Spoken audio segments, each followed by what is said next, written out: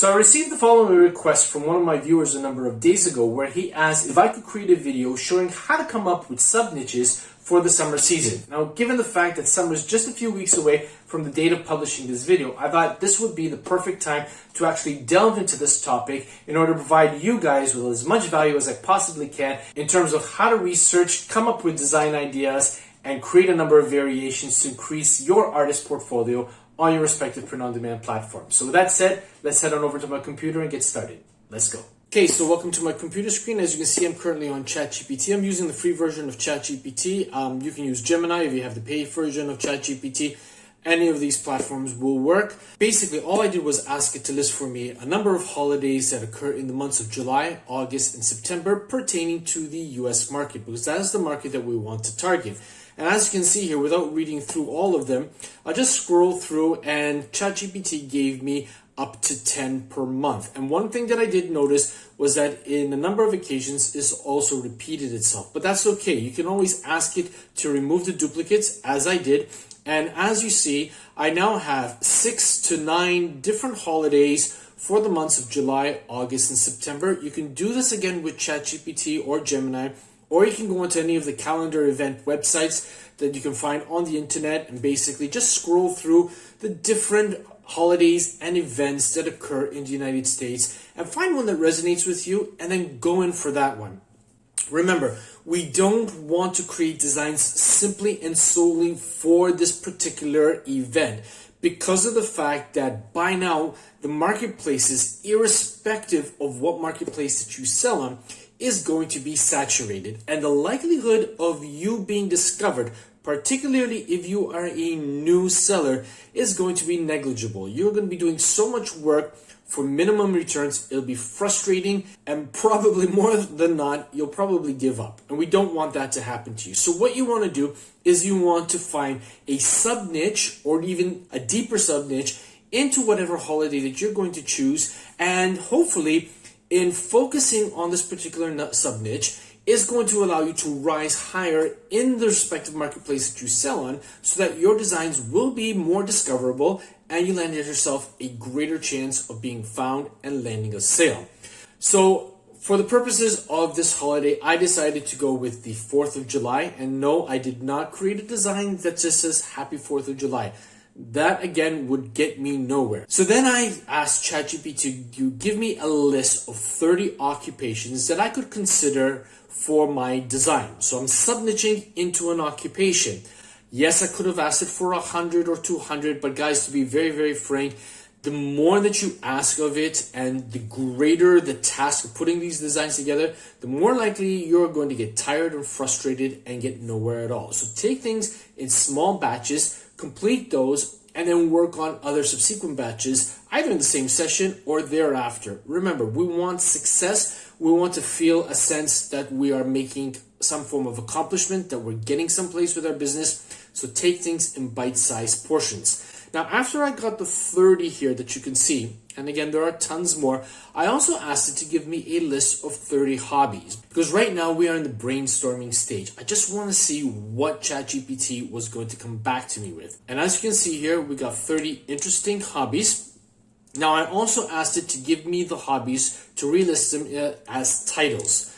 So instead of painting, painter, photographer, baker, etc., etc. So now that I had my list of occupations and hobbies, it was time to see what kind of catchphrases ChatGPT would come back to me with. And we got quite a few of them over here.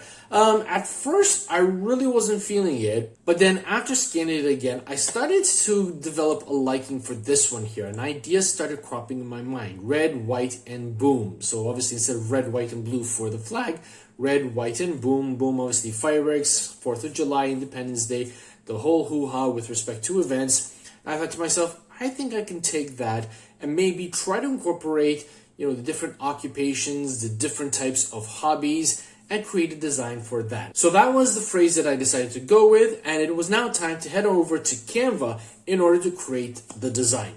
Okay, so here we are on Canva, and as you can see, I created a canvas 4500 pixels by 5400 pixels. For those of you who are new to the print-on-demand industry, this is basically the industry standard in terms of a canvas size. Works well in a huge number of different marketplaces. So, you know, when you're creating a t-shirt design, always shoot for these parameters when creating a canvas. So what I did was, the first thing I needed to do was create some text. Now what I did was, I already created designs. I have it in slide format here so that this video won't take that long, so that you can actually finish watching this video and actually get creating your designs as well. So on the first page here, we've got our text, red, white, and camping. And as you can see, I decided to sub-niche into the hobby section. Again, you can do this with occupations or any other word that you want to put in after red, white, and it's totally up to you.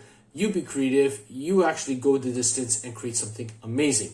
Now, in terms of the font that I used for this particular design, it was Sergio Trendy. I am using the paid version of Canva, so certain fonts, if you are on the free version, will not allow you to utilize them. But again, there's a ton of other fonts over there. You want to choose a nice, thick, bold font that's going to stand out.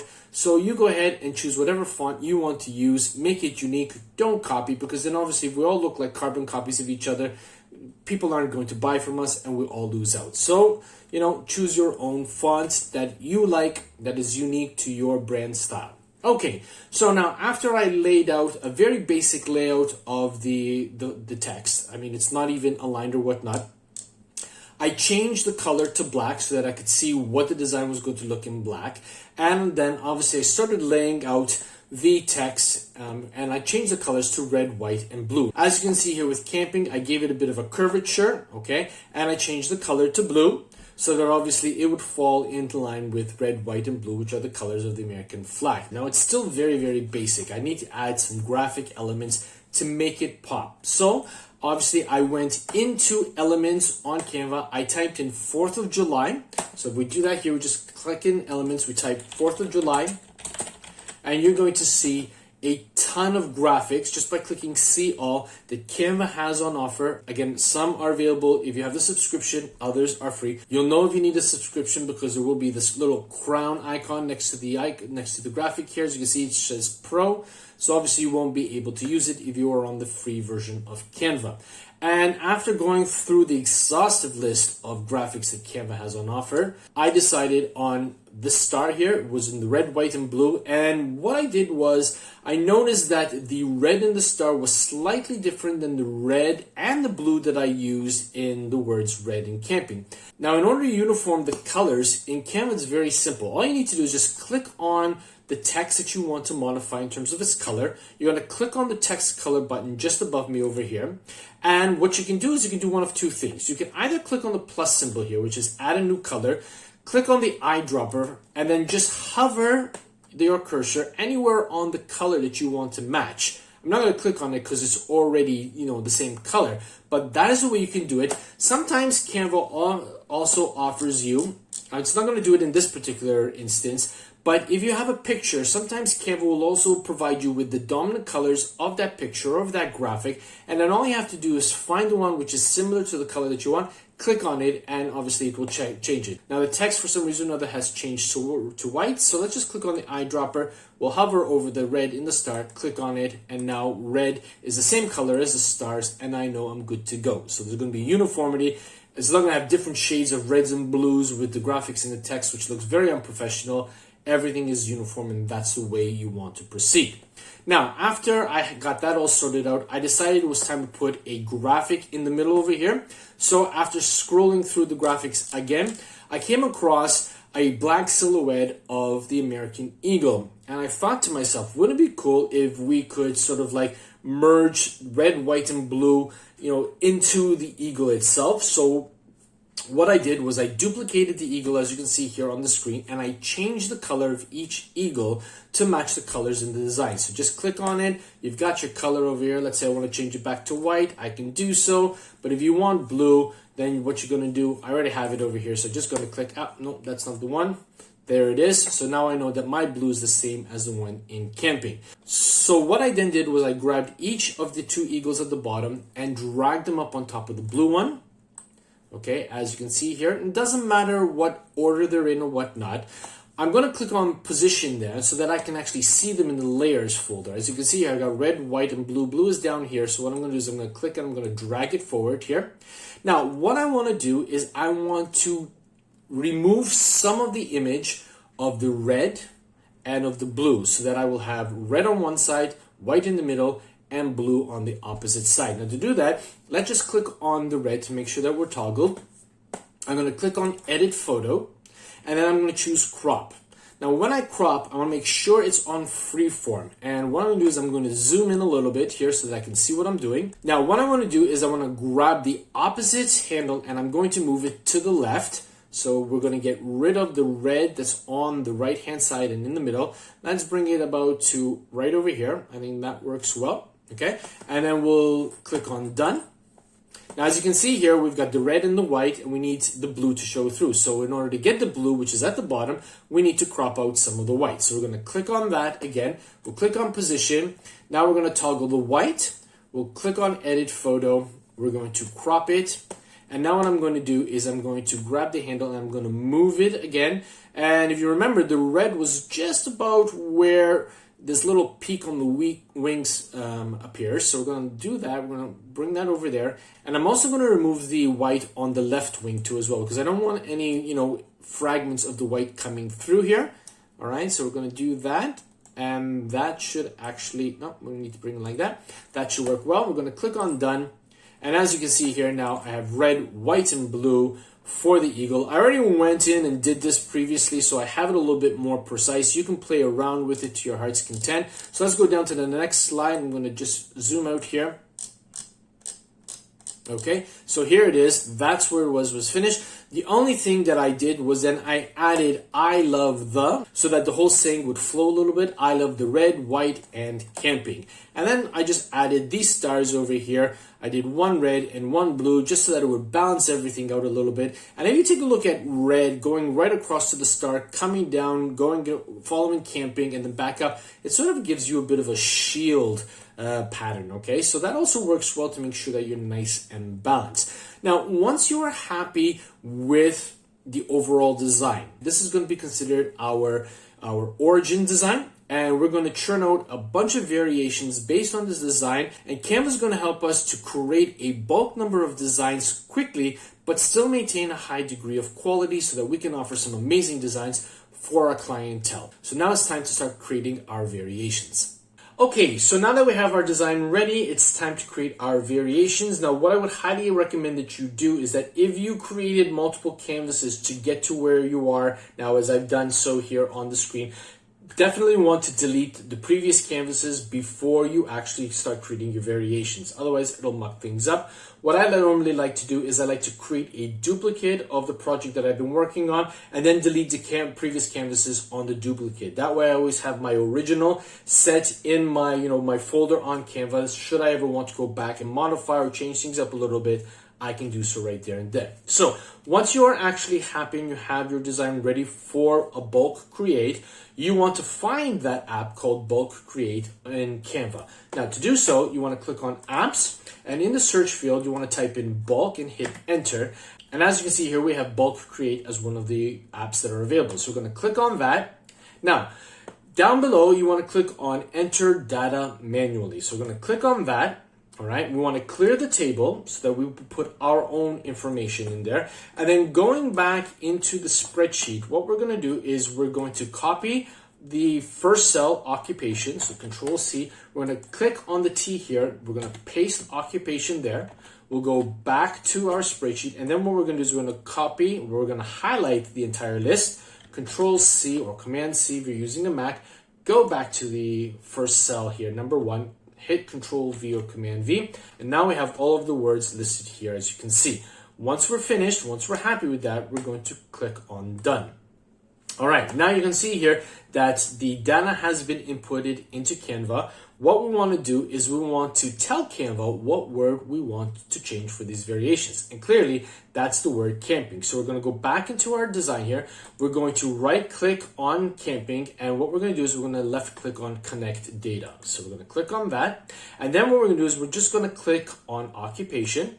Okay. And now you can see that the data has been actually linked to occupations. All right. And once we're happy, all we need to do is click on continue.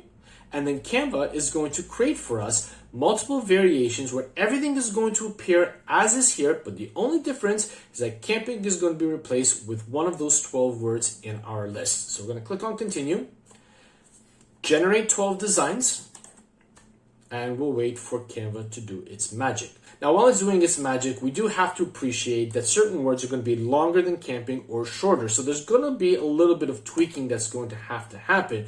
But you know what? The fact that it's already done it in less than 10 seconds means that you can invest your time in that. And obviously, you're going to be saving a ton of time. So what I'm going to do is I'm going to click on the grid view here so that we can see all of the designs, how they have actually appeared here. And doesn't it look great? I mean, just looking at it, okay, we might have to decrease the size of painting, gardening, crafting. Writing is good, music is good, designs will have to be changed, wine and beer, hiking, yoga. I mean, if you wanted to increase the size of yoga, you could. But again, all it took was a few seconds for Canva to create all of these amazing designs that you can then tweak and then download with a transparent background. So if you are using the pro version of Canva, let me just go back into painting over here. Let's assume we've modified it. We're ready to share to download. We're going to click on share. If that's the only page that you want to download, you're going to click on download here. You're going to click on all pages and then just make sure that you select page 1. You want to make sure that PNG is selected because if you choose JPEG, then you're going to get the background, which is what we don't want. If you're using the paid version of Canva, as is the case with me, you're going to click on transparent background. And then when you download it, you're going to get the entire design minus the black background, which you can then upload to your respective print-on-demand marketplace, wherever it is, and obviously go ahead and hopefully land more sales with an appropriate title, description, and tags. Now, if you are not using the paid version of Canva, there are a lot of third-party platforms out there like RemoveBG that you can download this design as a PNG, upload it onto that platform, select black as the color to remove, and it will remove it for you accordingly. Just make sure that when you are downloading it from whatever third-party platform you're using, that you download it as a PNG as well. So there you have it, guys. It really doesn't have to be that difficult. Let's not overcomplicate things. Sometimes we sit there and we say to ourselves, I'm not going to be able to create anything. It's just too complicated. I don't know what I'm going to design for. There's just too many designs out over there. No, don't do that to yourself. Sometimes, you want to remember the acronym KISS, keep it simple, silly. Go in, sit down, use ChatGPT, use Gemini to help give you some inspiration. See what kind of captions capture your attention. Chances are, if it captures your attention, it's a good bet that it'll probably capture some other people's attentions too as well. Hey, if you want to search, platforms like Amazon and any of the other print-on-demand platforms out there to see if anybody has actually created something like that, you can. Obviously, if they haven't, or if you don't find anything, it's a good potential for you to be the first one. Obviously, I do need to remind you that whatever caption you decide to go with, always make sure that you check for trademark. Okay, you can go into any of these trademark platforms out there, key in the caption to make sure that no company or nobody else has, the trademark for it, so that you keep yourself out of any kind of difficulties or troubles down the line. But you know what? If, it's trademark free and not many people have actually created it, you can actually be the first one to go in and provide some amazing designs for that caption, for that slogan. And hopefully, if it's unique enough, if it's creative enough, people will like it, people will see it, and obviously people will buy it, And that's the way things go. This is all about a numbers game. It's about being creative, but just make sure that you don't overcomplicate matters. And you want to make sure that everything is nicely laid out, everything is nicely balanced. Your colors, they work well with each other. And most importantly, guys, please, particularly if English is not your dominant language, mind that you don't make any spelling or grammar mistakes. Because if you do, unless, it's actually on purpose because it's some kind of joke or whatnot, people are not going to buy it. And you will spend all of that time doing the work, uploading, creating for nothing. And that is where the frustration will come through. So if English is not your dominant language, go back onto ChatGPT, go back onto Gemini. There are just so many platforms out there that can help check your spelling and your grammar so that you can make sure that what you are uploading is high quality, it's creative, it's something from you, and people are going to appreciate that. So I certainly hope that you enjoyed this video. I hope you got some value out of it. If you did, hey, do me a favor, smash that like button, click on the subscription button if you're not yet subscribed. Help me to reach 10,000 subscribers by the end of this calendar year. I know that with your help, I can do so. And now I want to invite you to click on this thumbnail that has just appeared on your screen, bent on helping you to reach more success with your print-on-demand business. Thanks for watching. I'll see you there.